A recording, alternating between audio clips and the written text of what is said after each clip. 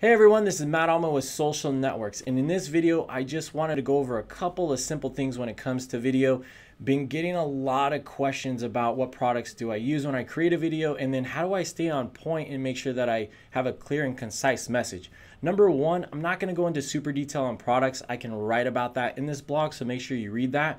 But there's three major components that you need. You need an HD camera, which I'm using a web camera. The second thing that you need is an external microphone. And lastly, you need lighting. If you don't have natural light, make sure that you have something kind of like this. I'm not using this light per se behind me. This is what it looks like, the softbox. But here's the difference. There's a softbox directly in my face behind this laptop. And if I turn it off, that's what it looks like. When I turn it on, a lot more clean and clear. And that's really what you're going for, especially if you have HD quality. Now, in terms of sticking to an agenda, you have to have one. Remember, content strategy was my last blog that I had posted about. And if you want to be successful with it, you've got to have an agenda. This is kind of what mine looks like, just so that you can see it. This is an example of a real estate professional friend that I have up in Santa Clarita. We were talking back and forth, and she wanted to convey the message of an appraisal, why it's so important, and all these different bulleted points. And I said, this is how I break things down. Number one, here's my topic, right? Number two, what's an appraisal? So there's a bulleted point. How is it assessed? And then what's the importance of a realtor? And at the end, here's a call to action. How do they get a hold of you? So here's an example of this.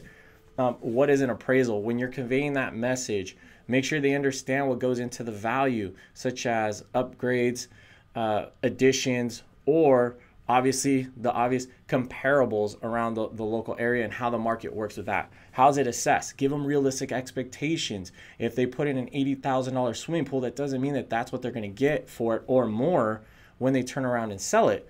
You almost have to give the analogy of when someone purchases a brand new car and they drive off the lot, it depreciates right away. So make sure that they understand that message. And last but not least, importance of a realtor. There's a lot of different reasons as to why a realtor is important, but in terms of this, for an appraisal, you've seen a lot of different scenarios.